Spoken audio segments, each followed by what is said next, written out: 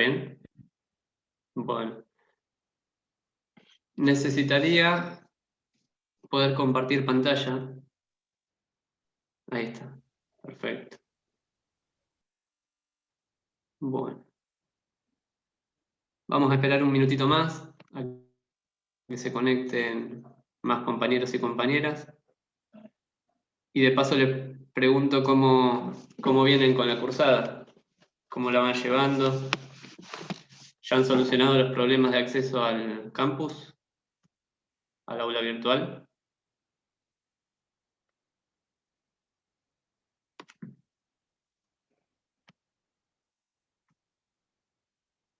Ahí leo que Joaquín me dice que sí. Los invito, como la vez pasada, a prender algún micrófono. Yo voy a tratar de estar pendiente al chat, me resulta un poco incómodo mientras uso la función de compartir pantalla y voy hablando y trato de verle las caras a algunos de ustedes. Al mismo tiempo prestar atención al chat. Entiendo que quizás algunas no puedan abrir micrófono, puede haber ruido ambiente y demás, pero quienes sí puedan, les pido, igual que la vez pasada, que activen el audio y lean lo que van diciendo los compañeros y compañeras ahí en el chat. ¿Está bien? También les pido a ver si activan alguna cámara. No sé si... No estoy pudiendo ver a nadie. Ahí me empiezan a aparecer. Como les decía la vez pasada, eso me sirve a mí para ver... Bueno, ahí aparecieron todos. Si la conexión va más o menos bien o no, porque donde ustedes quedan así petrificados ya empiezo a sospechar que estoy teniendo problemas de conexión. ¿Se me escucha más o menos fluido ahora? Sí, no, perfecto. Hice unas modificaciones. Sí, tengo el módem acá al lado. Si anda mal voy a tener que llamar a la gente de Fivertel porque cambié el módem de lugar, me cambié yo mismo de lugar, tengo la compu al lado. Lo que me faltaría es, me dijeron que puedo hasta conectar con un cable el módem a la notebook, pero no conseguí ninguno que enganche. Mientras Pero no bueno, cambies de personalidades, está todo bien, doctor. no, está bien. No, porque lo que pensaba como plan B es que si funciona mal, como les dije la vez pasada, me puedo pasar al celular. Y no sé, bueno, si bien hay un PowerPoint, esto está en PDF subido en el campus y alguien más lo puede ir pasando, supongo. Así que No nos se haga problema, arreglaríamos igual. profe. Se escucha muy bien. Se escucha bien. Bueno, ¿cómo viene entonces? ¿Bien con la materia? ¿Le van encontrando el sentido? Vamos un poco desordenados con las clases, con la presentación de los temas en realidad. Yo les había anticipado la clase inicial que hay dos grandes partes de la materia. La segunda tiene que ver con el análisis de algunos problemas específicos vinculados, dijimos, al delito y a las prácticas, discursos, instituciones asociadas al control del delito. Pero antes que eso, la primera parte nos invita a hacer una reconstrucción teórica de una serie de conceptos que distintas corrientes han ido elaborando a la hora de pensar estos temas. Esta primera parte es un poco más densa, porque estamos hablando más de teoría y quizás de temas con los que no estamos tan familiarizados, como la segunda, cuando hablamos de sociología de la policía, de técnicas de prevención del delito, de sociología de la cárcel, política de drogas, criminalidad compleja y demás. Pero bueno, la primera parte, y además de esto, que es en sí misma la materia de criminología y política criminal, tenemos también dentro del plan de estudios lo que antes eran los seminarios de Derecho de Ejecución Penal y Derecho Penal Juvenil, Sistema Penal Juvenil, mejor dicho. Que esas son materias de contenido jurídico, que escapan a la lógica general de lo que es la criminología y la política criminal. Entonces, bueno, ya han picoteado un poco de todo. Ustedes han visto algunas clases que forman parte de la primera mitad de la cursada, de la reconstrucción de la caja de herramientas teóricas que dije recién. Han visto temas de la segunda parte, a propósito de la conmemoración del Día por la Memoria, la Verdad y la Justicia. Entendimos que estaba bien adelantar esa parte. por lo que significa la fecha que pasó. También vieron de manera sincrónica Sociología de la Cárcel, que pertenece a la segunda mitad, entonces estamos yendo y viniendo. Todo esto lo digo, de esta larga introducción lo digo, un poco para hacer tiempo y ver que se terminen de conectar todos, y sobre todo, más especialmente, para tratar de ubicar en el programa dónde es que estamos parados. Es más, creo que incluso hay una placa que muestra eso. Vamos a volver a posicionarnos en la primera parte de la cursada, en la parte, si quieren, más densa teóricamente, y vamos a retomar la construcción de esa caja de herramientas teóricas que nos da una serie de herramientas conceptuales que después vamos a analizar, vamos a usar para el análisis de los problemas específicos. Ya algunos de los temas que vamos a tocar hoy, como por ejemplo, no sé, asociación diferencial o subculturas criminales, vieron que están presentes en la clase de Sociología de la Cárcel. No sé si todos y todas pudieron ver los videos que quedaron subidos al campus, pero ahí tienen un ejemplo de cómo usamos los conceptos teóricos para pensar problemas específicos. Y en la clase que tuvieron con Cayo Mendoza, seguramente también él haya hablado de técnicas de neutralización a la hora de pensar los crímenes de Estado, ¿no? La negación de la víctima, la negación de responsabilidad, condena a los que condenan, ese tipo de cosas. Después volvemos sobre esto. Pero son todas ideas que van apareciendo en el marco de lo que es la sociología funcionalista. Eso es lo que tendríamos que ver hoy nosotros. Sociología de la desviación, pero dentro de la unidad 1.4, que se titula así, que se titula Sociología de la desviación, vamos a prestar especial atención a los orígenes de esta tradición de pensamiento y al estructural funcionalismo, ¿sí? El interaccionismo simbólico, tengo entendido que ustedes ya lo vieron, creo que fue la segunda clase con el doctor Bombini, ¿no es cierto? Así que un poco ahí es donde vamos a estar parados, vamos a manejarnos con la bibliografía que venimos trabajando, el libro de Bergali, Busto Ramírez y Miralles, en este capítulo que aparece indicado ahí, concretamente, vamos a tomar para esta clase, y como lecturas complementarias usamos estas otras dos, que, si no me equivoco, deben estar a esta altura subidas al campus, y si no estuvieran, lo colgamos después, en PDF, las partes pertinentes. Esto para quienes quieran profundizar algunos temas, o vean que algunas cuestiones no quedan del todo claras con la lectura de Bergali y la explicación que vamos a dar hoy en la clase. Disculpenme un segundito que voy a traer el celular, que me quedó medio lejos, para ir midiendo el tiempo de clase. Mientras les vuelvo a preguntar, a los que entraron recién, ¿alguna duda previa a conversar sobre las cuestiones de organización de la materia y demás? ¿Acceso al campus y todo?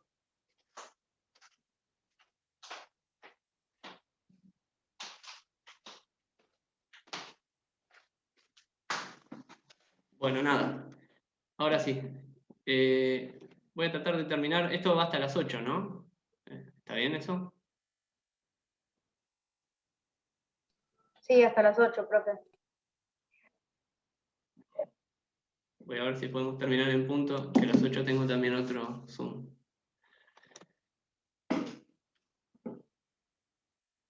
Empezamos entonces con esto que denominamos estructural funcionalismo. Ustedes saben que el funcionalismo, en realidad, como corriente general de pensamiento, inaugura una nueva forma de ver los problemas que le preocupan a la sociología, y obviamente esta nueva forma de ver los problemas que le preocupan a la sociología trae repercusiones muy pero muy importantes en lo que nos interesa a nosotros, que es todo aquello que se vincula con la cuestión criminal, con el delito y con la persecución del delito.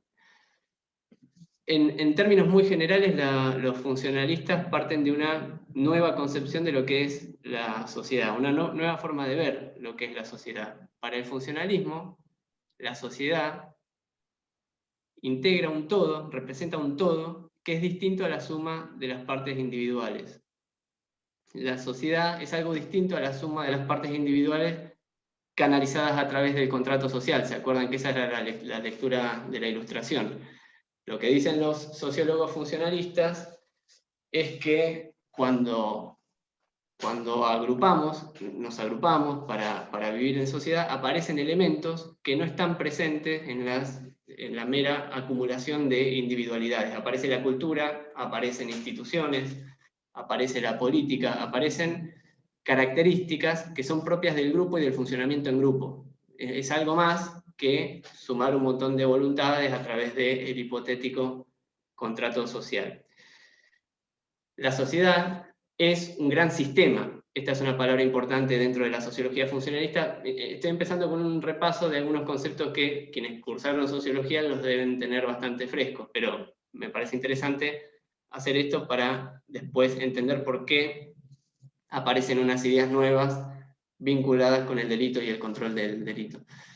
Entonces, decía, la sociedad para los funcionalistas es un sistema, y es un sistema integrado por distintas piezas o distintos elementos que, pese a que pueden tener fricciones o cortocircuitos entre sí, en líneas generales funcionan de manera más o menos armónica. Es decir, que todos los elementos que integran el sistema tienden al equilibrio, tienden a balancearse, tienden a la conservación del estado de cosas actual. Los funcionalistas son teóricos del consenso, se distinguen, en esto sí, hay continuidades con la ilustración y con el positivismo, pero se distinguen de los modelos conflictuales de sociedad, que tienden a pensar que lo que mantiene unido al grupo es la dominación y el sometimiento de una clase a otra clase. Pensemos en la sociología marxista, los funcionalistas están lejos de eso. La base de lo que mantiene unido, el cemento que mantiene unido a la sociedad, es el consenso, el acuerdo sobre los valores comunes, las definiciones morales básicas que rigen la vida en comunidad, ¿no es cierto? Entonces tenemos un sistema que tiende al equilibrio, tenemos adentro de ese sistema distintos órganos y subsistemas. Tenemos el subsistema económico, el subsistema político, dijimos recién, el subsistema religioso, el subsistema dijimos económico, político, cultural, el que ustedes quieran pensar, y de esos subsistemas van participando las instituciones, la familia, las empresas, el trabajo, los sindicatos, la escuela, la policía, justicia y cárcel. Cada institución tiene un rol específico en la organización social y contribuye al equilibrio general, a la conservación del todo. ¿Se entiende? Es muy abstracto por ahí esto que digo, pero vamos a tratar de bajarlo a la cuestión que nos interesa, que es el campo penal. El primer autor que lleva esto al campo penal, uno de los padres de la sociología funcionalista, es Emil Durkheim, que aparece ahí. Y con estas premisas generales que acabo de repasar así de manera muy rápida, sobre la base de esas premisas, Durkheim propone unas rupturas importantes con relación a la criminología positivista. Y ahí tienen, por ejemplo, dos señaladas muy expresamente. Por un lado, Durkheim dice que la desviación es un fenómeno normal de toda estructura social. Y en segundo lugar, que no solo eso, no solo estamos ante el delito, es un fenómeno normal de toda estructura social, sino que además tiene una función social positiva. ¿Sí? Dos propuestas que rompen con la idea de que el delito es patológico y enteramente perjudicial para el orden social, que era lo que veníamos viendo que proponían los positivistas. ¿Qué significa que el delito sea un fenómeno normal? Bueno, dice Durkheim, y fíjense específicamente ese fragmento que tienen ahí. Igual que pasa con los videos que están subidos al campus, en algunas placas va a aparecer mucho texto.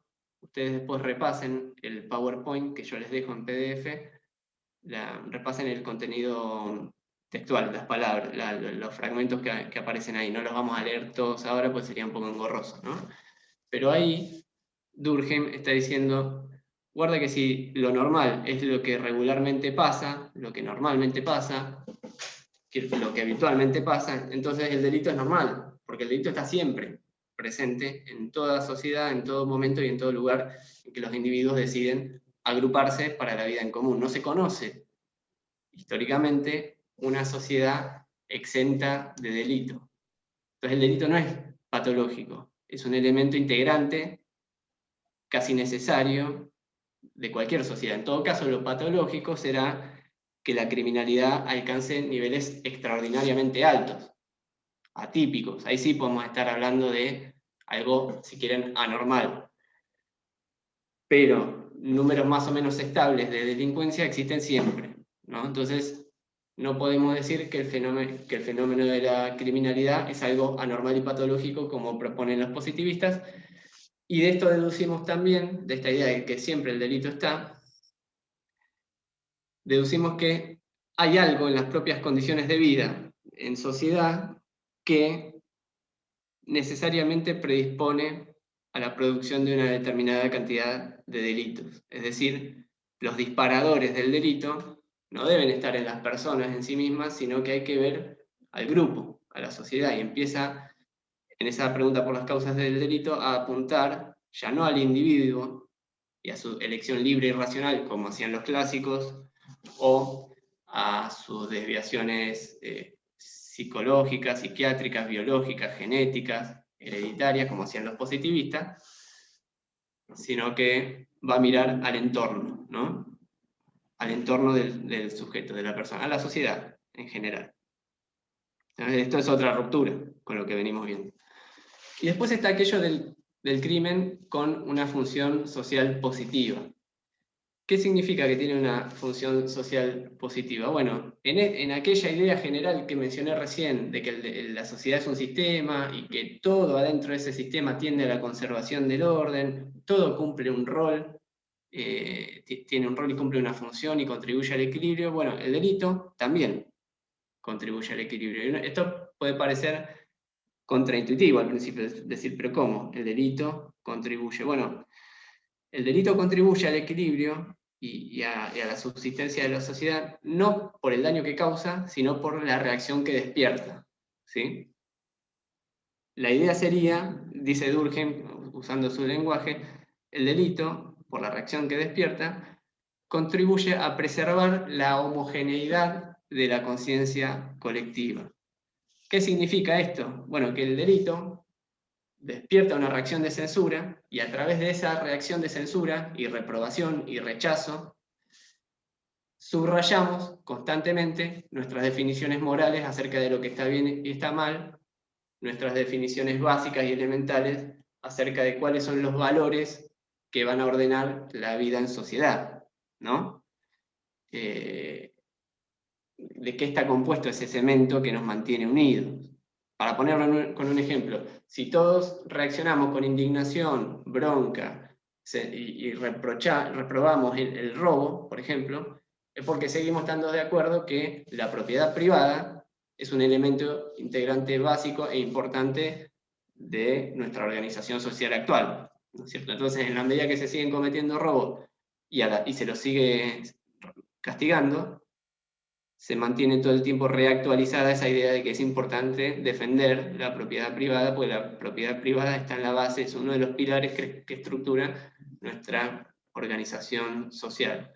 Entonces, a través de la reacción social, de la respuesta de castigo, el delito termina contribuyendo a la cohesión, al consenso, ¿no? ¿Se entiende un poco la idea o es muy abstracta? Y en la medida que esa reacción no se produzca, bueno, eso también nos va a estar diciendo algo sobre cuáles son nuestras valoraciones morales. Por ejemplo, piensen, no sé, algún delito que se haya derogado, el adulterio. En algún momento en la sociedad empezó a relajarse la idea de que, bueno, el matrimonio era algo sagrado, irrompible y demás, y entonces, bueno, se fueron produciendo algunas modificaciones en esa dirección, pueden pensarse ejemplos con la ley de drogas, el aborto y demás, si quieren. Pero un poco a lo que apunta Durkheim es a esto, y si estas ideas quizás les suenan es porque después en el tiempo, a fines del siglo XX, en el derecho penal, los autores funcionalistas, no sé si ustedes recuerdan la teoría de la prevención general positiva.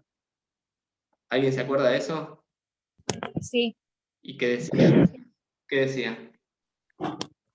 la teoría general era cuando, por ejemplo, se suponía que a través del ejemplo se podía, lo del crimen, ¿no? Era con cosas positivas, y con cosas que no tenían que ver con Doctor. con lo negativo, Sí. que era penal. Sí, disculpe. Escucho, alguien más que habló. Me Sí. parece que era que, si mal no recuerdo, que se le asigna una función positiva a la pena y que eso hacía que la gente refuerce su confianza en el derecho. Claro, va por ahí. Hay distintas versiones, no viene al caso, pero la idea de la prevención general positiva es que la pena está justificada en el evitamiento de delitos futuros, la prevención de delitos, y esa prevención de delitos se logra porque con el castigo reafirmamos la vigencia del derecho, ¿no? Se reactualiza la idea de que estas normas que están plasmadas en la ley, estos valores que están plasmados en la ley, siguen siendo cosas que vamos a defender, ¿no? Entonces eso generaría una suerte de confianza del público en las normas y en la medida que uno confía en las normas tiende a respetarlas. Una cosa por el estilo. En definitiva, más o menos lo mismo que dice Durkheim, solo que Durkheim lo planteaba en términos descriptivos. Él decía, esto sucede de esta manera que yo les cuento. Los funcionalistas lo modifican en el ámbito del derecho penal, lo proponen en términos prescriptivos. Dicen, esto tiene que ser así. O sea, está bien la pena porque la pena tiene que cumplir esta función, y de hecho la cumple, ¿no? Pero un poco los orígenes, fíjense hasta dónde puede llegar estas ideas, ¿no? Pero decíamos que no todo es ruptura con el positivismo. Hay una línea de continuidades esenciales bastante importantes, y fundamentalmente esas continuidades tienen que ver con que la criminología sigue siendo pensada como una ciencia dedicada a estudiar ¿qué cosa? Las causas del delito, ¿no? Lo que va a cambiar es el modo en que se explica la conducta criminal. Ya no, repito, vamos a buscar en el individuo, sí en el entorno. Pero seguimos hablando de lo mismo, no hablamos del funcionamiento de las agencias del sistema penal, de la reacción social y cómo se desencadena, la selectividad, los estereotipos, etc. ¿Sí? Seguimos en este paradigma etiológico.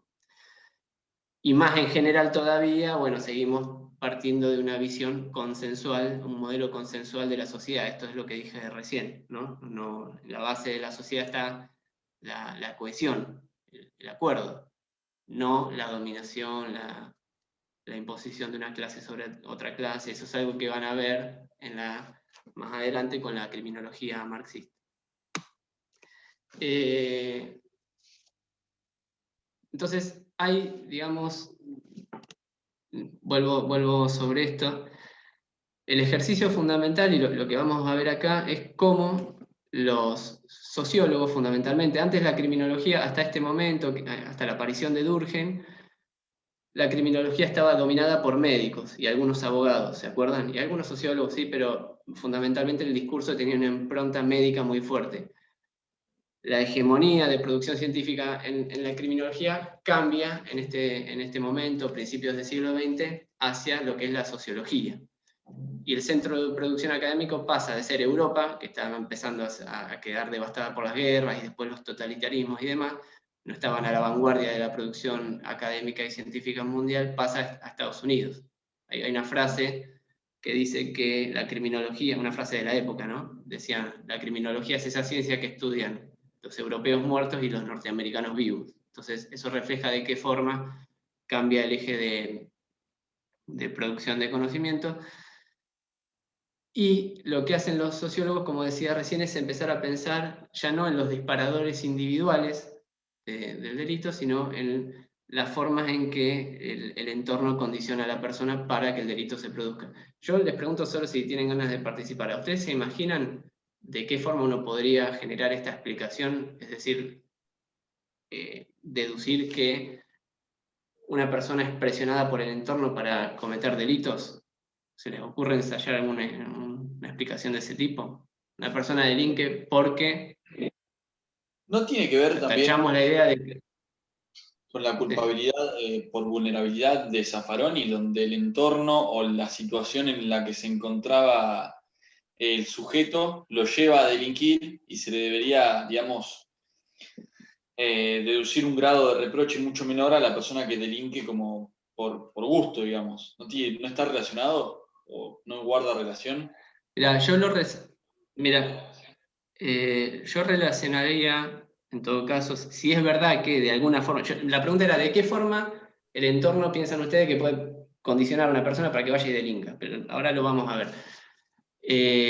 Si esto sucede, si el entorno de alguna forma condiciona a una persona o presiona para que vaya y delinca, entonces eso afecta a la culpabilidad. Esto es una respuesta de derecho penal, digamos, no de criminología, pero afecta a la culpabilidad en sentido tradicional, entendida en sentido tradicional, ¿no? Por menor reprochabilidad, porque el margen de decisión en favor del delito fue menor, si querés, y eso no suele excluir la tipicidad de las conductas, pero sí se puede evaluar en la graduación de la pena, y para eso no necesitas ser ni seguir a Zaffaroni.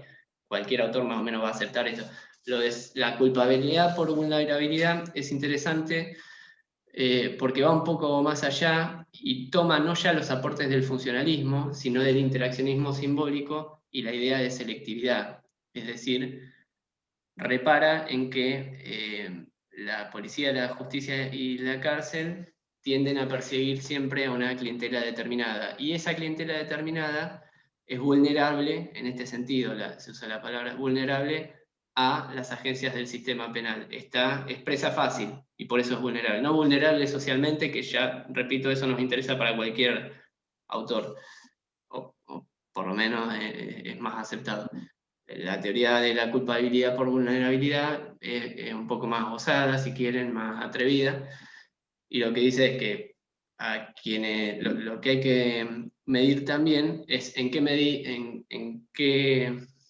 con qué intensidad alguien se esforzó para ser presa de la policía. Si es presa fácil, es una alta vulnerabilidad, su esfuerzo fue poco, entonces cayó en manos de la policía y de la justicia haciendo 2 o 3 pavadas, o capaz que haciendo nada, solo por pinta de estereotipos, ¿no? De pibe chorro. Ahora, si es un gran un diputado, por ejemplo, que viste traje y corbata, su esfuerzo para caer en una situación concreta de vulnerabilidad fue muy intenso. Hizo todo lo posible por quedar atrapado. Si lo agarraron, digamos, se esforzó bastante. Entonces, eso es más reprochable. Viene por ese lado, ¿no? Pero bueno, la pregunta... El entorno que lo lleva a delinquir, que un entorno que te puede llevar a delinquir puede ser aquella gente que nace y crece en barrios marginados o barrios vulnerables, y la familia se dedica a delinquir y él crece con eso como natural y el entorno lo puede llevar a delinquir, ¿puede ser? Bien, ese tipo de respuesta quería escuchar. ¿Quién habla ahí? Porque no te veo entre los tres. ¿Tomás? Tomás. Bueno, bien, esa es una de las teorías que vamos a ver. Está así, tal cual explicada. O sea, no tal cual, pero vamos a relacionar mucho eso con la teoría de la asociación diferencial, que aparece ahí en el gráfico. Estos son dibujos de Zaffaroni, no de Zaffaroni, de Rep en el libro de Zaffaroni. Antes que eso, antes que ver las respuestas a la pregunta de cómo el entorno puede condicionar a una persona para que vaya y delinca, vamos a hacer algunas aclaraciones sobre esto que es la Escuela de Chicago, que a veces yo entiendo que por ahí situar históricamente el movimiento, la aparición de ciertas corrientes puede ser un poco aburrido, pero ayuda a entender el porqué del auge de determinadas visiones. En el caso de la Escuela de Chicago, las teorías que se engloban en esta corriente son desarrolladas por autores como estos que aparecen acá, que se enmarcan, trabajaban dentro del Instituto de Sociología de la Universidad de Chicago y escriben allá por inicios del siglo XX, como les dije hoy.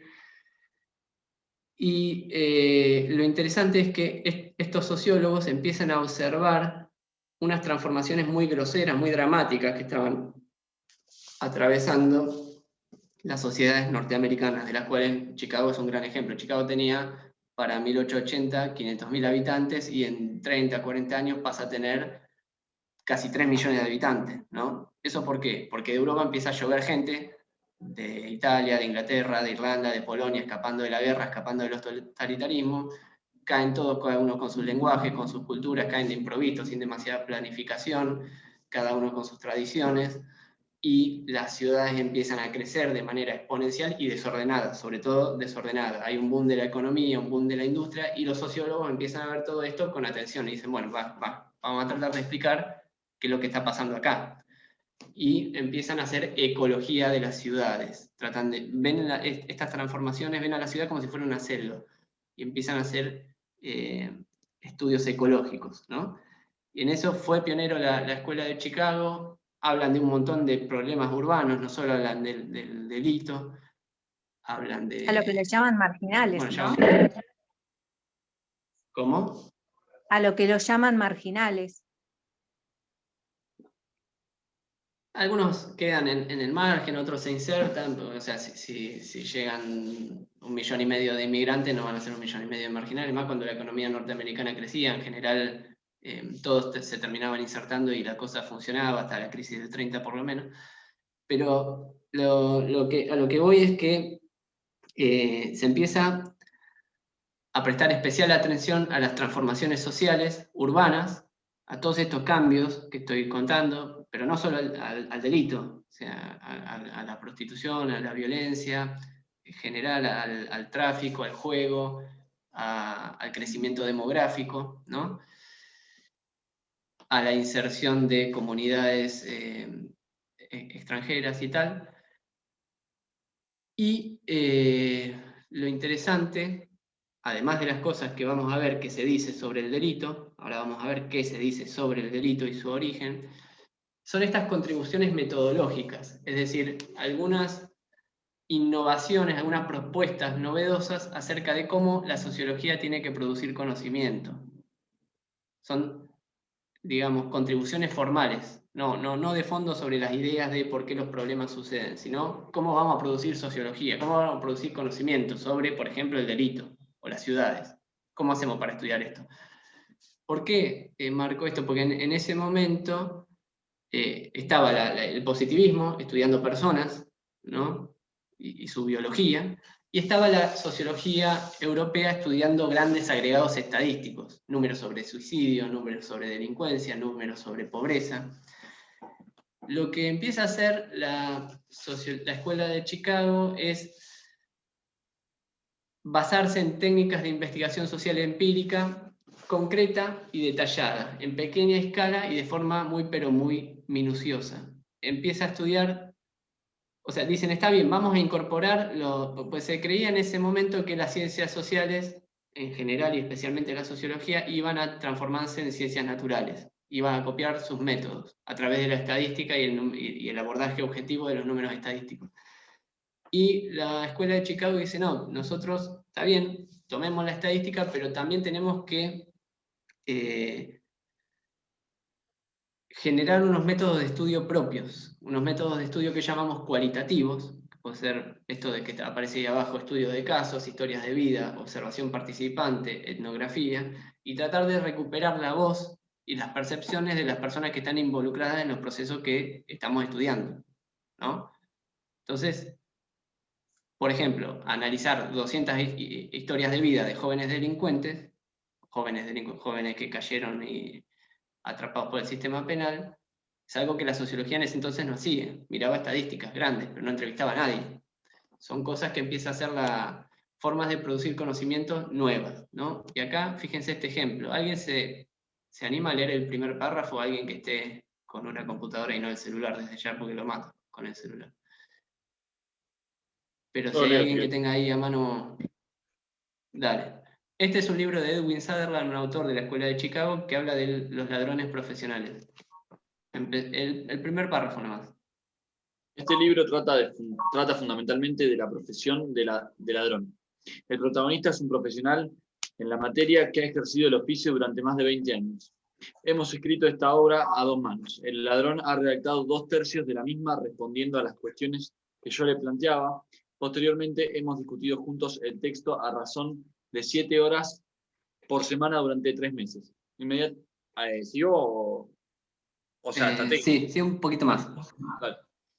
Fíjate lo que dice ahí, está hablando, dice, yo entrevisté a una persona que trabaja como ladrón profesional durante 3 meses, dijimos 7 horas por semana. Discutimos el texto. Dice, inmediatamente después de cada entrevista... He clasificado todos esos documentos, los Sí. he relacionado entre sí a través de un hilo conductor y he eliminado las repeticiones en la medida de lo posible. He intentado conservar las ideas, los estilos cognitivos y el lenguaje propio del ladrón profesional. Tras haber leído mi manifiesto, sugirió algunas modificaciones que fueron incorporadas al texto. ¿Sigo el Bien, manuscrito? después sigue hablando y en el... Está bien, está bien. Y después en el párrafo que sigue, no, en el otro, dice que, bueno, pero para tratar de evitar el sesgo, no estoy leyendo, pero más o menos, que significaría hablar con una sola persona, dice, he sometido, esto sí es textual del manuscrito, a otros 4 ladrones profesionales y 2 viejos detectives. Por otra parte, sin mostrar el texto, discutí acerca de estos temas con diferentes ladrones profesionales, policías privados, policías profesionales, empleados de tiendas, ¿no? Entonces, fíjense cómo se desarrolla, cómo se produce ciencia, ¿no? Hablando con una persona que se desempeñó durante 20 años como ladrón profesional. Eso no existía hasta la Escuela de Chicago, eso lo inaugura la Escuela de Chicago. Esto es investigación cualitativa, y esto es importante en la sociología para acceder a determinados aspectos que los grandes números de las estadísticas, que pueden ser útiles para otras cosas, no nos van a mostrar, ¿no? Después, si quieren, avanzamos sobre esto, sobre estas ideas y metodológicas, y para qué más puede servir lo cualitativo, para qué lo cuantitativo.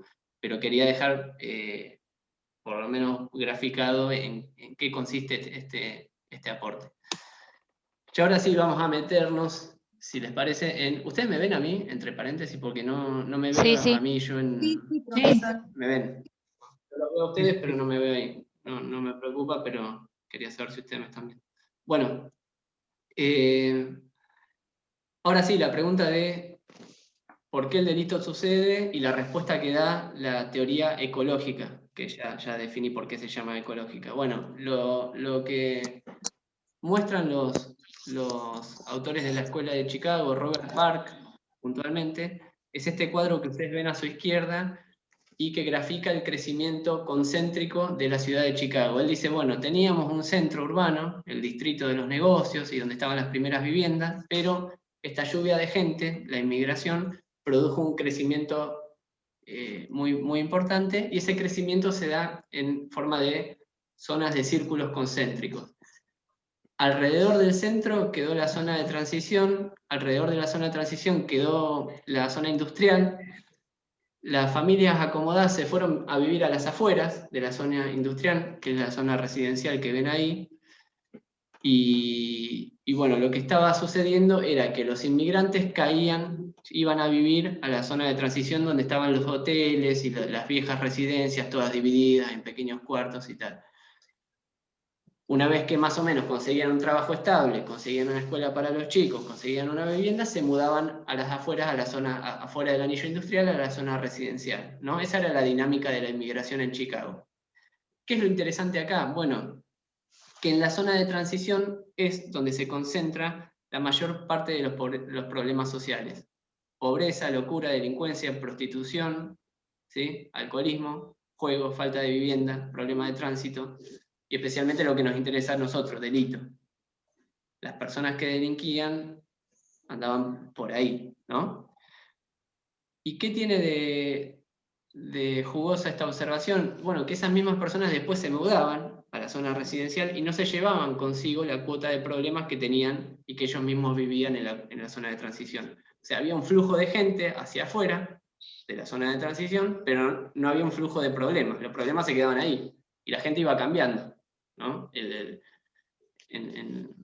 Eran otras personas que ocupaban esas habitaciones precarias, caían recién llegados a buscar trabajo y tal. Después, una vez que se asentaban, se iban y no se llevaban los problemas. Entonces, la hipótesis es que el hábitat de la zona de transición, ese entorno, es lo que tiene un elemento que predispone el delito.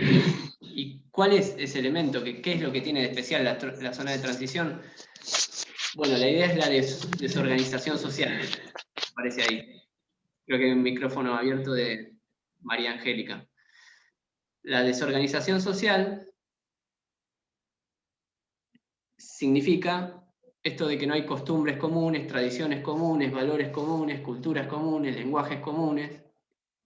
El combo de inmigrantes de distintos países hace que se amontonaran en pequeños espacios personas que no tienen sentimiento de pertenencia arraigado al lugar, cuyo futuro no está atado necesariamente a ese lugar, su suerte no está atada a la suerte del lugar. Entonces hay desorganización social y además no hay suficientes instituciones de control social informal como para contener toda esta población. No hay suficientes escuelas, estaciones de policía, iglesias, los padres están todo el día afuera tratando de conseguir trabajo, entonces no se hacen cargo de los hijos que están en la calle. Y ese mix de desorganización social y controles sociales informales débiles es lo que predispone a la delincuencia, ¿no? ¿Se entiende? No importa la teoría en sí misma, lo interesante que es el primer intento por depositar en el ambiente, en el entorno, el problema del delito, sacarlo de la mentalidad criminal del sujeto desviado, del sujeto que padece una patología, o de la libre decisión calculadora, fría y racional de aquel que dice, bueno, yo voy a delinquir porque me conviene, es un buen negocio. ¿Sí? Rompe estas dos tradiciones. ¿Se entiende hasta acá? Sí, sí.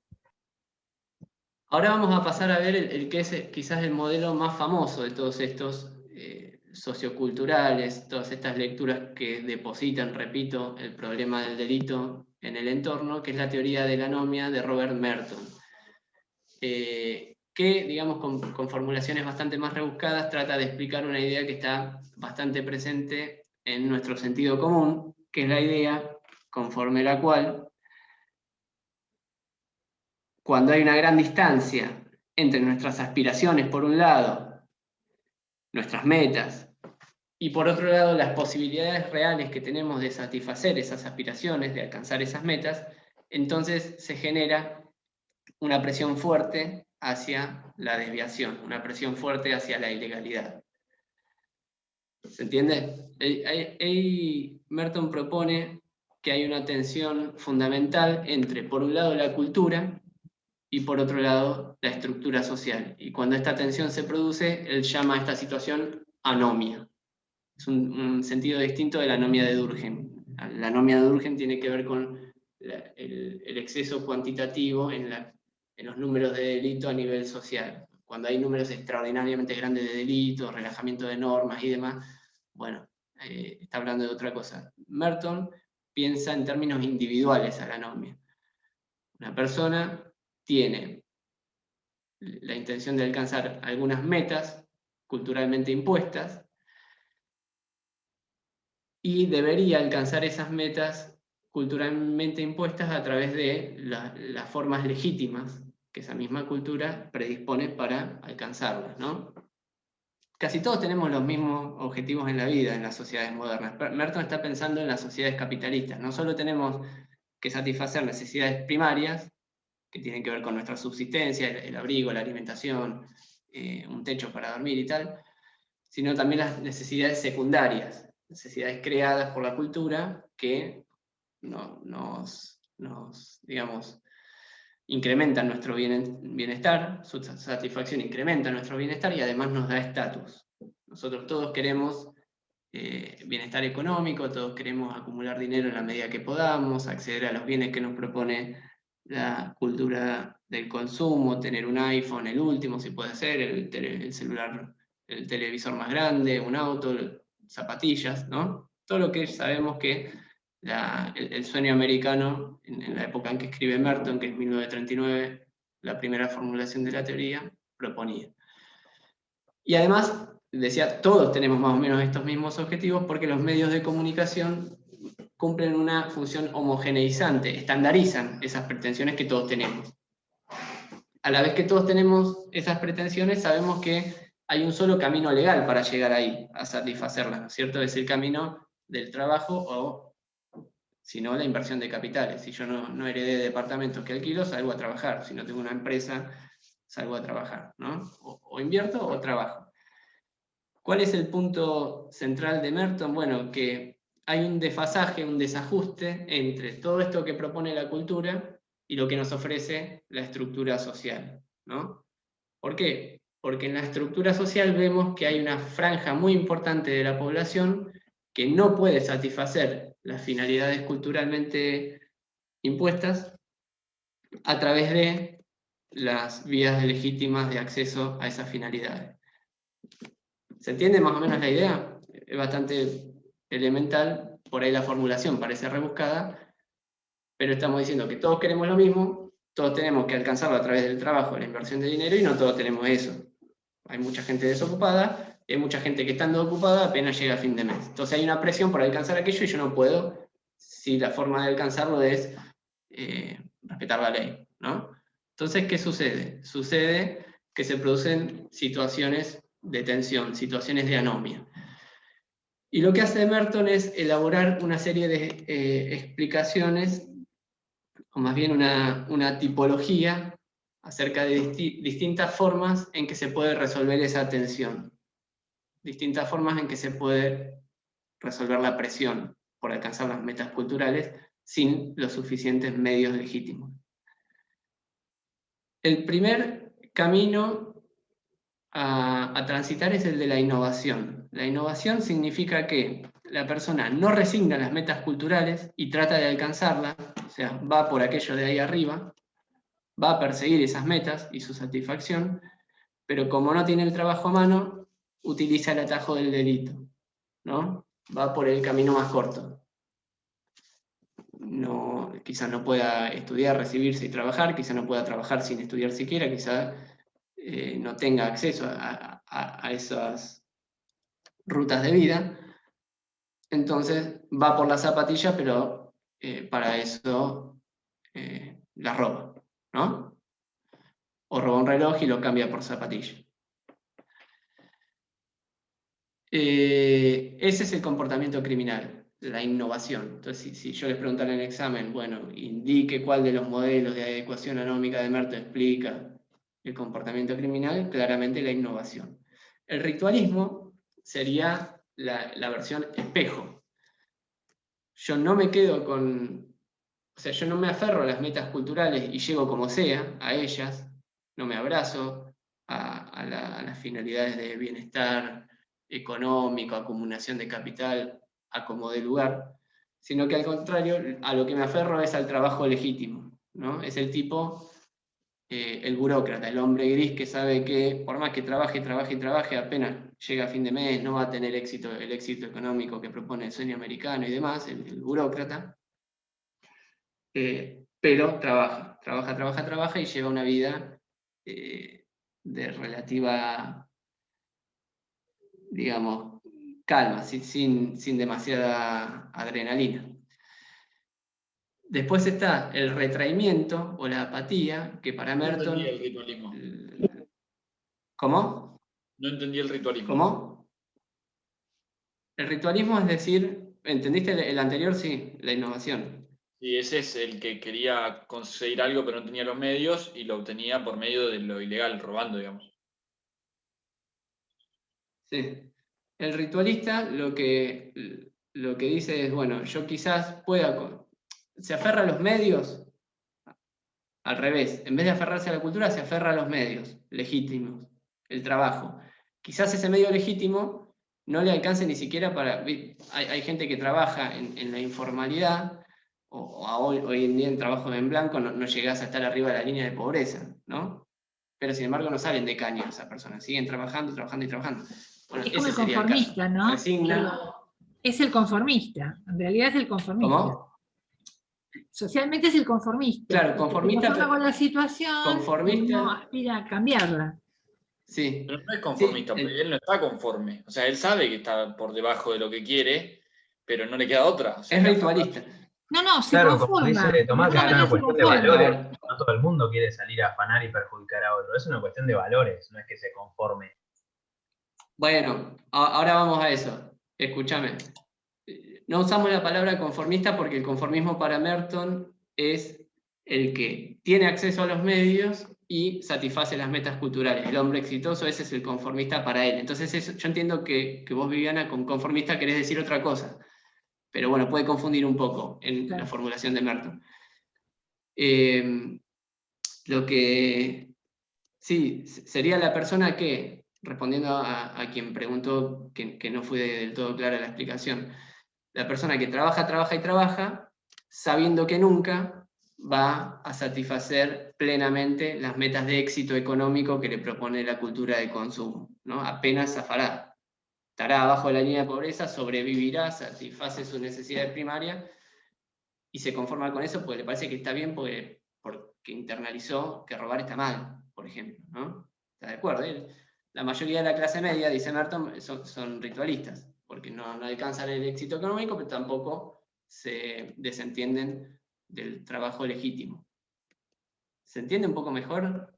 Sí, profe, pero es esa clase media del año 40, porque no es la nueva clase media, que es la clase móvil, según los sociólogos, ¿no? Bueno, pero Merton estaba en el año 40. Eso no se lo podemos criticar a Merton. No, claro. Está bien. Por eso se conformaba, sí. Lo importante era trabajar y estaba representado como que, bueno, ¿para qué viajar? ¿Para qué tener más? Esto es lo que nos alcanza. Por eso yo decía conformista. Se ve típicamente en las películas de los 40, donde el hijo sale a robar porque quiere hacer un cambio, por eso, las películas de los 40 y pico, y el padre, bueno, los padres se mantienen en su trabajo, en ir a la fábrica, volver, ir a la fábrica, volver, el famoso ritualismo, ¿no? Qué sé yo, no sé. Exactamente. No, sí, está bien, y de hecho después la importación de estas explicaciones a otros contextos y a otras culturas es bastante polémica y problemática. Es algo que se suele hacer, es un ejercicio medio reflexivo que se hace en general. Decir, bueno, los americanos dijeron esto, en Argentina debe pasar más o menos lo mismo. Y ya vimos, por ejemplo, en la clase de Sociología de la Cárcel, vimos que eso no necesariamente es así. Acá podríamos plantear lo mismo. Pero ¿quién había preguntado que no estaba claro el ritualismo? ¿Se entiende un poco más? Yo no digo que esté bien la descripción o no juzgo moralmente a los ritualistas ni a los innovadores. Merton trata de describir lo que pasa. Ahí veo que alguien escribió en el chat. Sí, dice, bueno, supongo que se entendió. Si no, repasen ahí el texto. Después están los retraídos o los apáticos que dicen, acá dice Merton, bueno, este es el caso de las personas que se resignan y ya no persiguen las metas culturales y tampoco persiguen, no se abrazan tampoco el trabajo rutinario y legítimo. Y legítimo, no ilegítimo. O sea, ya estamos hablando de adictos, mendigos, vagabundos, ¿no? Rompen con todo, tienden al aislamiento, no persiguen las metas culturales, pero tampoco el trabajo gris y rutinario en una fábrica que no les alcanza ni siquiera para llegar a fin de mes, o arañan, ¿no? Ni una cosa ni la otra. Es una salida un poco más excepcional en términos cuantitativos. Pero son estas personas psicóticos, repito, adictos, vagabundos, mendigos. Eso no responde, todas estas personalidades no responden a ninguno de los dos ejemplos anteriores. Y después estaría el rebelde, el último, que serían ya un poco como los retraídos, en el sentido de que reniegan de las metas culturales, reniegan de los medios definidos como legítimos, pero proponen otros en su sustitución, como por ejemplo los hippies, o ciertas contraculturas, ¿no? No van por la meta, por el trabajo en una oficina, en una fábrica para conseguir la televisión, el auto, o el iPhone o lo que sea, sino que eligen otra forma de vida totalmente distinta. ¿Se entiende un poco? Estas últimas dos tipologías ya no son quizás tan interesantes. Pero bueno, la pregunta es ¿por qué? Hasta acá tenemos los desenlaces posibles. Pero ¿por qué una persona se involucra en la innovación, es decir, el delito, y no en el ritualismo? Esa es la gran pregunta. Y ahí la explicación de Merton viene por el lado de estas variables que aparecen en la derecha de la pantalla. Dice, bueno, ¿de qué depende que una persona tome el atajo del delito o se reniegue a hacerlo? Bueno, por un lado, de la mayor o menor intensidad con que los objetivos culturales fueron impuestos. O sea, qué tan internalizados están las definiciones morales acerca de que robar está bien o robar está mal. ¿Qué tan convencido estoy yo de que robar está mal? Y también, por otro lado, el grado de convicción acerca de que yo tengo que alcanzar esas metas. ¿Qué tan convencido estoy? ¿Qué tanto internalicé los objetivos y las metas asociadas al bienestar económico y el éxito y el consumo y tal, ¿no? Entonces, si yo no tengo muy internalizadas las definiciones morales acerca de que, por ejemplo, el delito está mal, o alguna forma del delito tipo robar está mal, y tengo muy pero muy internalizado que tengo que conseguir unas zapatillas caras, entonces por ahí tiendo a delinquir. Y al revés, si resto importancia a lo material y estoy muy convencido de que no debo robar, entonces por ahí me involucro en actividades más ritualísticas. Y acá lo polémico de Merton es que dice, bueno, las clases medias tienen más internalizados, están mucho más familiarizados con la idea de que hay que obedecer a las normas. Se le asigna a las clases medias una importancia mucho mayor a la obediencia a las normas que en las clases bajas. Y como hay una especie de relajamiento moral en las clases bajas, estas delinquen más. Es polémico, ¿no? Y ahí hay otro autor que dice, bueno, ese último ítem lo podemos tocar después, pero dice, bueno, guarda, porque aunque alguien quisiera robar o estafar, no todos saben hacerlo. Se requiere una preparación que se adquiere en ciertos ámbitos específicos, especialmente algunas formas de delito. Y no todos tienen acceso a eso. Pero esto es una combinación de la teoría de Sarlan con la de Merton.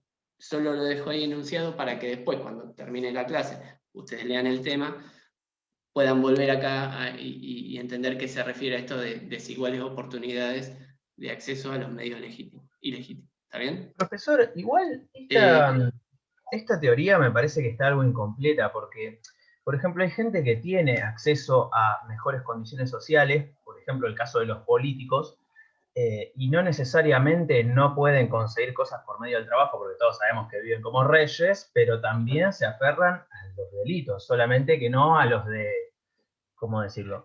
Se aferran a los delitos de guante blanco, ¿se entiende?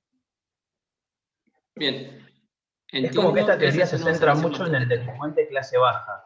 A eso voy, perdón. Pasa que eso Bueno. no apunta bien a la innovación, Está bien.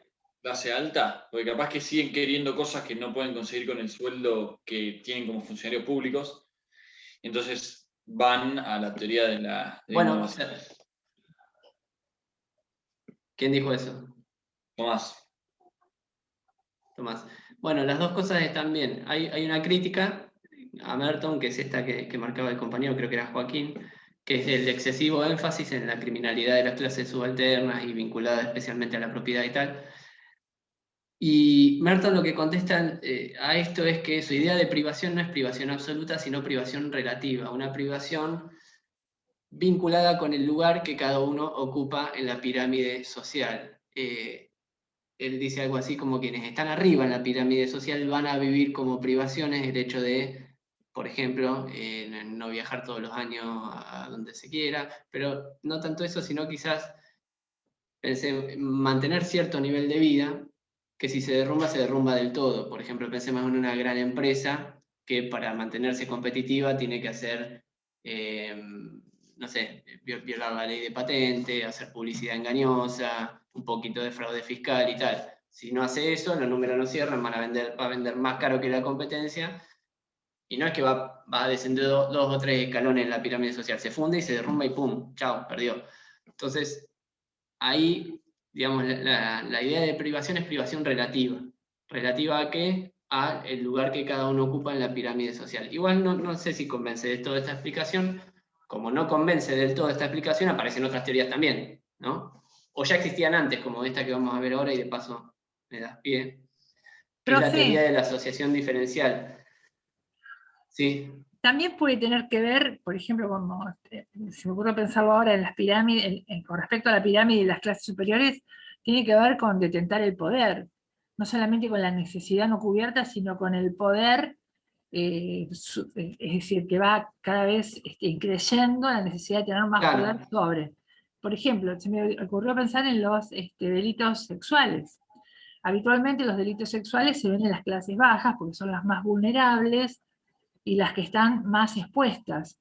Pero hay delitos sexuales en clases altas donde no se expone, porque bueno, porque el poder, y ¿cómo puede uno explicarlo? Es decir, no habría promiscuidad, no habría a lo mejor enfermedad mental si hablamos del individuo, pero hay apetencias de poder, el poder sobre la vida del otro, el poder sobre la respuesta del otro.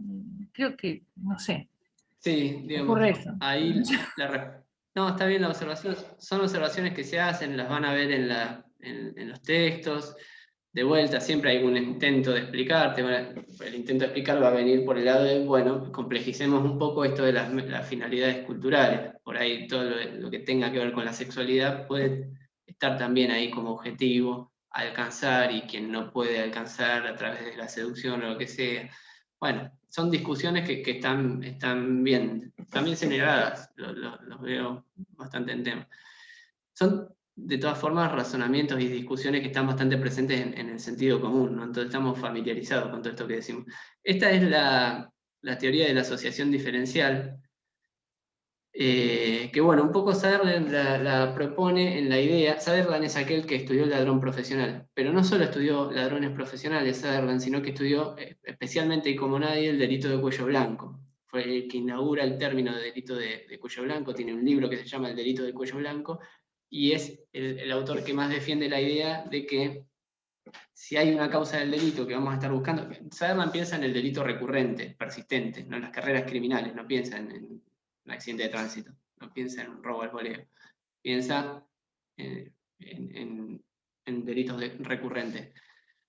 Contra la propiedad cometida por los estrados de las personas que están socialmente marginadas, o contra la administración pública de las personas que están socialmente incluidas.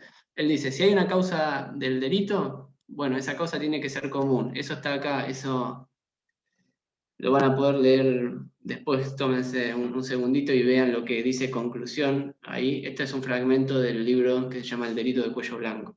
Un poco dice eso, bueno, necesitamos una explicación común a todo.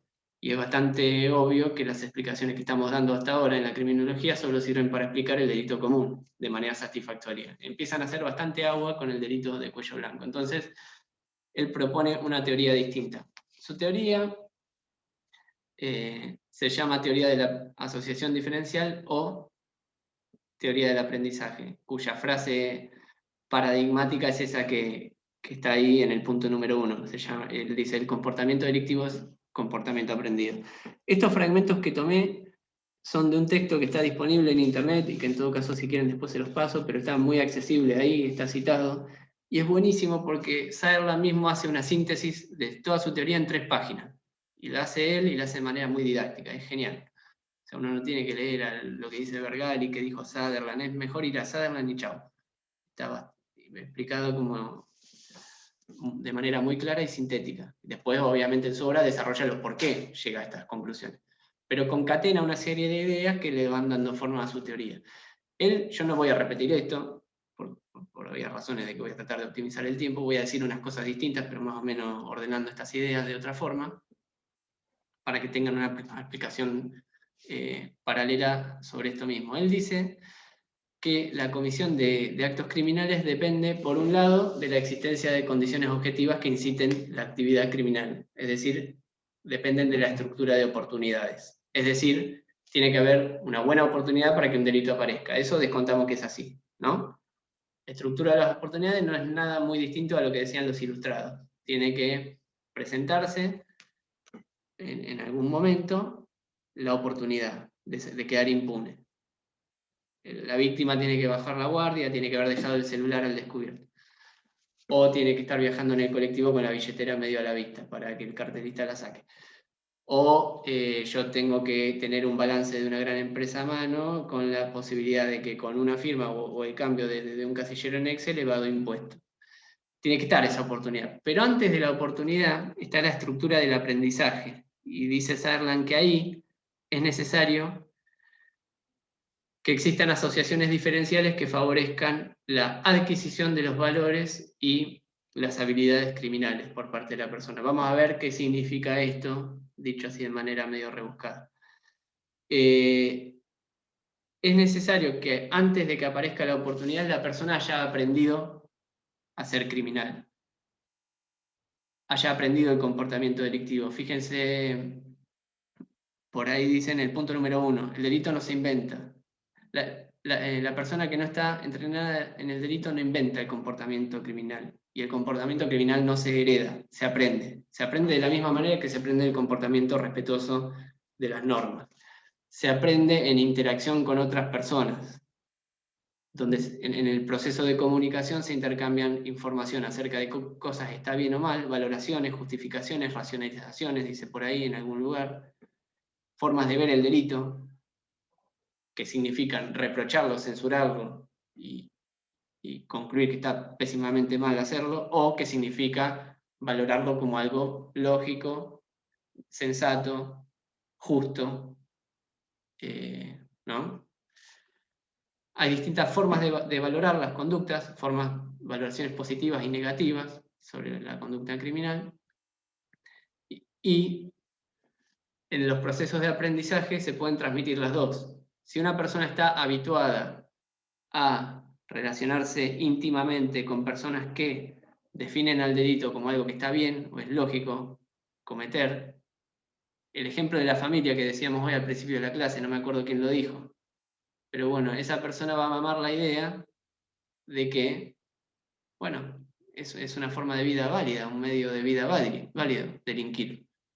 No está mal. ¿Por qué? Bueno, habrá explicaciones un poco más profundas. Si yo soy un, no sé, evasor de impuestos, diré que al final yo trabajo legítimamente y mi plata va a mantener planeros, por ejemplo. Entonces está bien, es justo, es una necesidad, es lógico que yo evada impuestos, ¿no? Y dibuje los números de... Puedo ser estar en el directorio de una empresa o ser un almacenero que para no pasar de categoría de monotributo declaro mucha menos ganancia que la que tengo y así evado impuestos, ¿no? Pero las justificaciones tienen que ver con estas ideas sobre lo que es justo, lo que es injusto, sobre de dónde va la plata. Del otro lado, lo mismo para conductas asociadas a la delincuencia común, cosas por el estilo. Habrá formas de justificar que la delincuencia común no está mal, está bien, es un trabajo como cualquier otro. Y lo mismo puede decir la Pero gente. además de la forma... O la gente que delinque puede decir lo mismo, que yo, la verdad, toda la plata del Estado y todas las obras que se hacen van para la gente que vive en barrios no vulnerables o barrios lindos, por así decirlo, y nosotros que somos barrios vulnerados. Exactamente. Y la justificación del delito puede... Son, digamos, podés usar la imaginación y encontrar mil. Lo importante es la idea de que estas formas de ver, estas valoraciones, justificaciones, racionalizaciones, existen, son positivas o son negativas sobre el delito, y se van transmitiendo, ¿no? De persona a persona. No, dice Saerla, no importa tanto lo que dicen los medios de comunicación, su influencia, bueno, él está hablando también en la década del 30, ¿no? Era otro momento. Pero dice, lo que importa es lo que dicen los grupos íntimos. Y él dice, hay procesos de asociación diferencial. Yo lo que tengo que evaluar es qué tan frecuente, qué tan íntimo, qué tan intenso y qué tan duradero. Repito, qué tan frecuente, qué tan íntimo, qué tan intenso, qué tan duradero, qué tan prioritario es mi contacto diferencial con personas que están en el mundo del delito o con personas que están en el mundo respetuoso de las normas.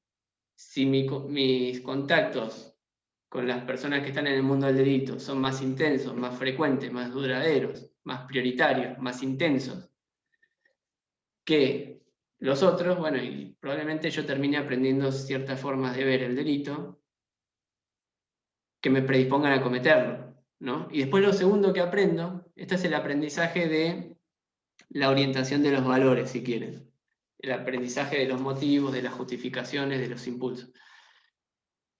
Por otro lado, está el aprendizaje de las técnicas, los medios. O sea, yo, por ejemplo, me puedo convencer de que está bien evadir impuestos y capaz que no sé cómo se hace, o no tengo ni la más mínima idea. de cómo se hace para producir una quiebra fraudulenta, para dibujar unos balances contables, ¿no? Hay delitos más complejos que otros, para desviar dinero de la obra pública, o para conseguir un arma para salir a robar. También, no sé dónde se consiguen armas para salir a robar, si yo quiero cometer esa forma específica de delito.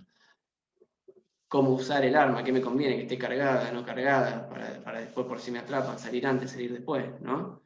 Aprendizaje de técnicas criminales que serán muy, pero muy rudimentarias en algunos casos, en el delito común callejero predatorio, y muy sofisticadas en el delito complejo, la criminalidad organizada, el blanqueo de capitales, ¿no? Tengo grandes ganancias en el narcotráfico y tengo a la vez la necesidad de justificar todo eso, porque me quiero comprar el día de mañana una casa, un auto, cosas, tener unos gastos de tarjeta de crédito súper elevados, y tarde o temprano la FIP me va a golpear la puerta y me va a decir, señor, ¿dónde está esa plata? Bueno, blanqueo de capitales es un delito, necesito saber hacerlo.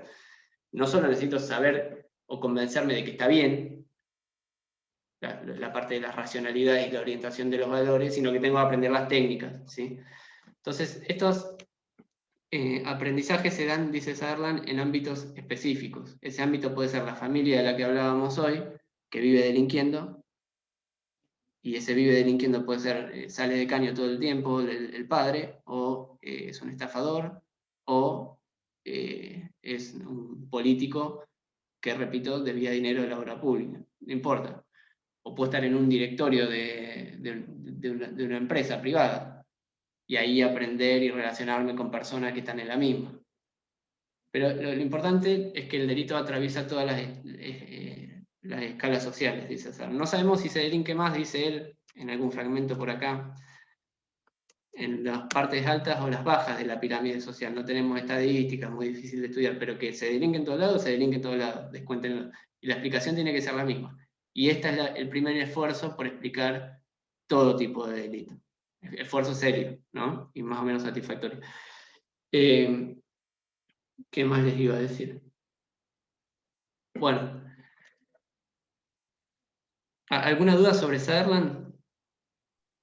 No. Que fíjense que también es la primera, esto quería decir, la primera forma de explicar el comportamiento criminal de la misma forma que el comportamiento respetuoso de las normas, que también es un comportamiento aprendido, ¿no? Los dos son comportamientos aprendidos. Lo que cambia es la intensidad de los vínculos diferenciales con personas que están involucradísimos en carreras criminales o con personas respetuosas de la ley.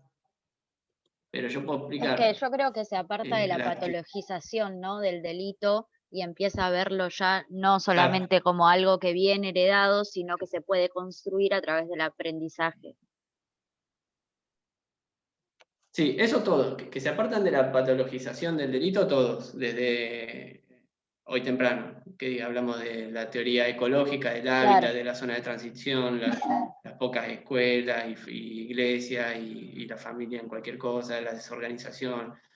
Bueno, ahí estamos hablando del hábitat. Después en Merto también despatologizamos el delito. Y claro, pero también, lo que digo es general, que lo toma como una forma de aprender. Esto es como ya decir, bueno, básicamente voy a aprender o tengo que digamos, el delito como aprendizaje. Como eso, ya no, digamos, echándole la culpa al contexto, sino a lo social, sino que tiene que ver con un aprendizaje que tiene que ver con el entorno, digo, pero en esto, basado en aprenderlo también, ¿no? En tomarlo. Fíjense, exactamente. Fíjense que en todos estos casos, no lo dije antes, pero al depositar el problema del delito en la sociedad, las respuestas al delito tienden a ser más progresistas, si quieren. Ya no detenernos tanto en el individuo, sino darnos cuenta de que en el entorno hay cosas que están mal y hay que cambiar el entorno, y cuando hay que cambiar el entorno, bueno, eso involucra política social y tal. Después de eso vamos a hablar creo que la próxima clase que tenemos, que es formas de prevenir el delito, distintas al castigo. Claro, pero porque bueno, esto también, perdón, es una forma de que se puede deconstruir y volver a construir. Si vos aprendiste se puede aprender, conducta, claro, los delitos son... Claro, exacto.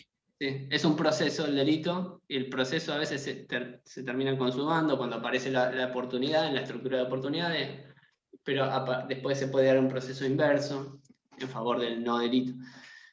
Bien, yo avanzo. porque, bueno, quisiera en 15 minutos, es muy poco tiempo nos quedan 2 teorías más. Voy a decir un par de palabras, los dejo después con el PDF de este, y sobre todo con el texto, porque al tener bueno, en el examen probablemente entren todas las teorías, incluso las que vemos así apurado y las que vimos apurado la clase pasada. Está esta teoría de las subculturas criminales, es otra que marca un hito importante, la propone Albert Cohen en la década del 50, y él lo que hace es estudiar la criminalidad de las bandas de delincuentes juveniles. Él dice, bueno, acepto que las estadísticas tienen sesgos y todo, pero me interesa especialmente ver por qué se produce la delincuencia en las bandas juveniles, porque noto que aún dentro de lo que es la criminalidad predatoria, común, contra la propiedad y todo lo que quiera, aún ahí aparecen sobrerepresentados los jóvenes varones integrantes de bandas juveniles en Estados Unidos en ese momento, ¿no? Entonces dice, bueno, ¿qué es lo que pasa ahí? Y él hace estudios trabajando con delincuentes juveniles, y dice que termina concluyendo que la delincuencia es una especie de protesta, una especie de reacción contra las formas de vida que proponen las clases medias adultas en la sociedad y la cultura norteamericana. Es como una reacción frente a eso. Él dice, en realidad, dice Cohen, en las sociedades modernas no existe un único sistema de valores, creencias y costumbres que sea común y que todas las personas abracemos por igual. Que sea compartido por todos los ciudadanos y ciudadanas. Dice, en realidad, frente a esto que sería la cultura dominante, la cultura oficial, existirían una buena cantidad de subgrupos culturales, o, como dice ahí, subculturas, que tienen sus propias reglas de juego, sus propias creencias, sus propios valores, sus propias costumbres, sus propios modelos de comportamiento a seguir. Tienen otras guías para la acción que son distintas a la de las clases medias adultas, ¿no? Y la pregunta es, ¿cuáles son estas reglas de juego culturales, estas guías para la acción, estos modelos de comportamiento que propone la subcultura de los jóvenes varones de las clases bajas? Bueno, ahí están las reglas de juego enumeradas abajo a la derecha. Alto grado de cohesión entre los miembros del grupo, es decir, mucha solidaridad y compañerismo entre los amigos que integran la banda. La idea de que hay que satisfacer inmediatamente los deseos, no importa cómo, el culto al ocio, al tiempo libre, la ausencia de control sobre impulsos agresivos, la aprobación de actos que lastiman a terceras personas, la protesta, la reacción, la rebeldía frente a los adultos, ¿no? Todas esas serían las reglas de juego, las pautas culturales que le dan forma a esta burbuja subcultural de los jóvenes varones de clases subalternas. Entonces, si esas son las reglas de juego, el delito se explica por la pertenencia a la subcultura, dice Cohen. En realidad, bueno, también ahí hay unas características arriba a la derecha, ven que minimizo las caras de ustedes. Subculturas juveniles tienen determinadas características, dicen no son utilitaristas, o no son utilitarias en el sentido de que muchos de los robos que se cometen no se hacen para perseguir la finalidad del bienestar y el éxito de que quiere la clase media, tener la casa, la familia, el perro. O sea, no se roba para eso, se roba para consumir lo que se roba en 2 minutos, ¿no? Es una violencia más instrumental, más expresiva. No tan instrumental y más expresiva. Son maliciosas porque ven con aprobación la posibilidad de lastimar a otras personas, eso es bien valorado, y son negativistas en el sentido de que, digamos, el delito es bien visto cuando representa la oposición plena a lo que dicen las clases medias que hay que hacer. O sea, es la cultura de la clase media puesta patas para arriba, dice. Y eso es una reacción ¿a qué? A la tensión de la que ahí sí hay un diálogo con Merton. Está bien, dice, para explicar el origen de las subculturas, dice Cohen, es verdad que hay un alto grado de ansiedad y frustración en estos jóvenes de clases subalternas y tienen problemas de estatus y tienen problemas de autoconsideración por no poder alcanzar el sueño americano, ¿no? Pero dice, la reacción no es individual, como propone Merton, a través de la innovación. La reacción es colectiva. La reacción es agruparse y, de vuelta, repito, dar vuelta a esos valores, perseguir otros valores, otras formas de vida. Y así generar pertenencia. ¿Cómo? ¿Qué son las pandillas? ¿Perdón? Las pandillas. Claro, fíjate. Sí, fíjate que ahí el libro de Cohen se llaman Jóvenes Delincuentes, la cultura de las pandillas. Está en inglés, pero no lo leo. significa eso. Sí. Es eso lo que... Sí. No, está bien, pero digo, hasta ese punto es acertado tu observación, es eso. ¿Y para qué se delinque? Bueno, para adquirir estatus adentro de la banda, ¿no? Para ser reconocido, para ser alguien que no es en un mundo capitalista donde ser significa tener cosas, tener éxito, para que te mire la chica que te gusta, para que te tengan en cuenta los demás, vos tenés que tener acceso a determinados bienes y demás, determinados estatus. Bueno, hay otras formas de ser, de existir, y esas otras formas de existir tienen que ver con esto, la violencia, la personalidad agresiva y hacerse respetar de estas otras formas, ¿no? Entonces, no es que, dice ahí el delincuente juvenil, acepta las pautas morales de la sociedad adulta y las quiere perseguir a través del atajo, como decía Merton, sino que directamente la actitud interna de la persona está comprometida con otras reglas, que están muy asociadas al delito. ¿Se entiende? Hay como un diálogo con Merton y una propuesta distinta. Bien, y ya quedan 10 minutos y ahí la última lectura que a mí me interesa especialmente ver es esta de las técnicas de neutralización de Sykes y Matza, porque revisa bastante esta idea de la subcultura, o sea, vuelve a retomar este diálogo, también toma elementos de Sarlan, y empieza a introducir algunas observaciones críticas, bastante críticas a las ideas de Cohen. ¿Qué es lo que dicen? Bueno, resisten un poco, se resisten a aceptar que pueda admitirse esa radical oposición entre una cultura oficial y una subcultura, entre un grupo dominante y un grupo minoritario. Dicen Matza y Sykes que es verdad que a todos los individuos nos importa lo que dicen respecto a nosotros nuestros seres queridos, ¿no? Las personas que consideramos especialmente, nuestra familia, nuestros amigos, nuestra novia, nuestros compañeros de trabajo, nos interesa y buscamos, digamos, su consideración y su respeto, su estima. Pero, dice, no es cierto que los varones jóvenes de clase baja tengan en el delito el único camino para acceder a eso, y tampoco es cierto que delinquiendo solo tengan como respuesta el único mensaje que les llega son aplausos y que el delito está bien y bravo. Dice, cualquier persona, por más que pertenezca a una banda, igual tiene vínculos muy fuertes con el mundo de la clase media, del que reniega.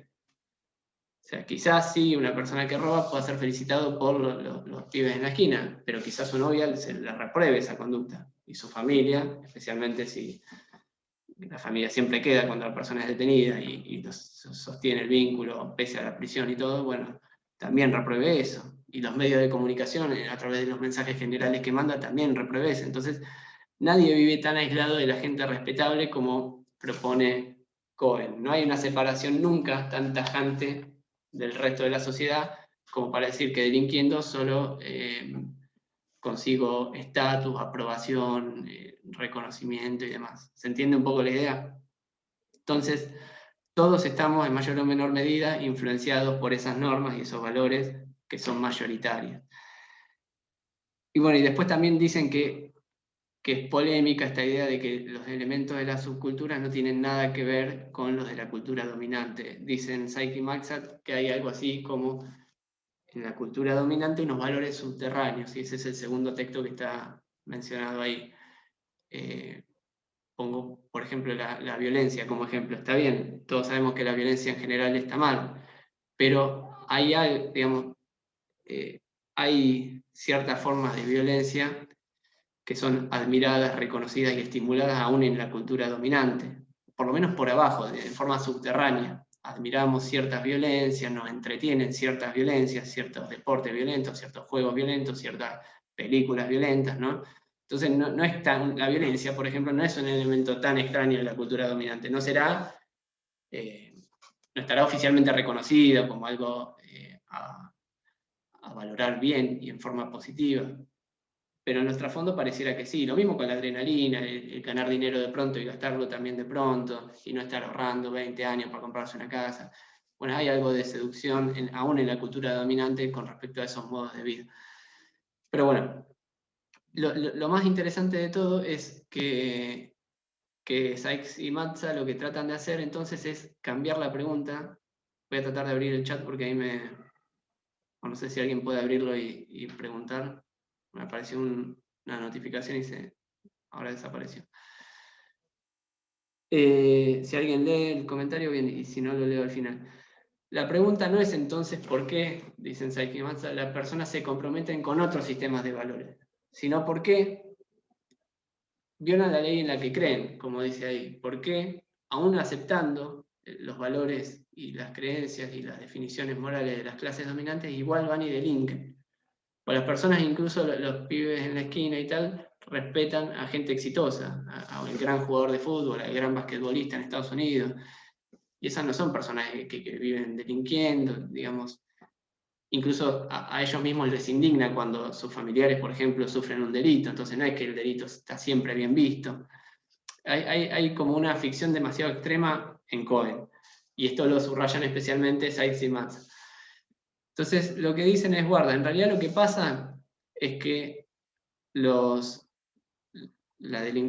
quienes delinquen siguen convencidos de aquellas definiciones morales generales, pero lo que construyen son una especie de escudos, unas justificaciones, unas racionalizaciones que hacen que las evaluaciones morales que todos aceptamos y ellos mismos aceptan se suspendan, ¿no? Como que rebota la censura que viene de afuera. Y acá lo van a ver más claramente con los ejemplos, lo que ellos llaman técnicas de neutralización. Hay, digamos, un sistema de defensa de la personalidad que antes de cometer el delito la persona pone en funcionamiento y que justifican su accionar. Dicen, bueno, yo sé que robar está mal, pero estos son mis amigos y me pidieron que salga de campana y no los puedo dejar tirados. Yo, además de obedecer la ley, quiero a mis amigos y no quiero quedarme fuera de este grupo de amigos, ¿no? Entonces eso es apelación a una lealtad superior, que es la última que aparecen ahí. No se reniega de la idea de que robar está mal, no se acepta que robar está bien en general, como pareciera surgir de la explicación de Cohen, sino que se construye una defensa específica para este acto en concreto. Y porque esa defensa existe, se suspende esa evaluación moral sobre la conducta y yo puedo actuar, si quiero.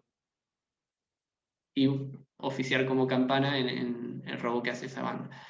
O, bueno, para tomar otros... Esto es lo que vieron con Cayo cuando hablaron de crímenes de lesa humanidad, negación de la víctima, ¿no? Condenan a los juzgadores. Negación de la víctima, podríamos hablar de linchamiento también. Yo sé que matar está mal, pero me robó, ¿no? O violó a una persona que yo aprecio especialmente. Entonces voy y lo hago. La evaluación de que el mensaje de la ley rebota porque hay una técnica que neutraliza. ¿Se entiende cómo funcionaría la cosa? Cambia mucho el esquema de pensamiento de Cohen. Negación de la víctima, podemos pensar casos de violencia policial también. Negación del daño, podríamos decir, bueno, yo robo un auto, pero el seguro va a pagar ese auto. En definitiva, el daño a alguien lo lesionó, pero no tanto, ¿no? Yo robo, pero no tengo para comer, no tenía otra opción. Negación de la responsabilidad. Yo torturo, pero me lo mandó mi superior. Negación de la responsabilidad. Yo torturo, pero era un comunista que iba por todo. Y estoy defendiendo al país. Negación de la víctima, negación de la responsabilidad. ¿No? Yo vendo drogas, pero todos consumen. O todos están prendidos, especialmente los políticos. Condena a los juzgadores. Y los fiscales y los jueces y la policía condenan a los juzgadores. Entonces, digamos, incluso la ley penal tiene permisos para violar, para incurrir en conductas que formalmente están previstas como delito. Hay permisos legales para matar, ustedes esto ya lo saben, hay permisos legales, hay permisos. Esto sería como una extensión, dicen Sykes y Matza, de esos permisos, que la ley obviamente no reconoce, pero que para las personas son válidos. esa frase está por ahí. Son una prolongación de los atenuantes, me tapan sus caras, una prolongación de los atenuantes de culpabilidad que están previstos en la ley. ¿Se entiende? Bueno, yo dejaría acá, especialmente porque tengo que conectarme a otro Zoom, y igualmente quedo abierto a alguna pregunta o comentarios. Fueron haciendo bastantes intervenciones para hacer una clase de mucho contenido teórico. Espero haber sido claro. Para Joaquín, que pregunta si el PowerPoint lo subo al campus. Voy a detenerla, compartir pantalla, y voy a frenar la grabación también.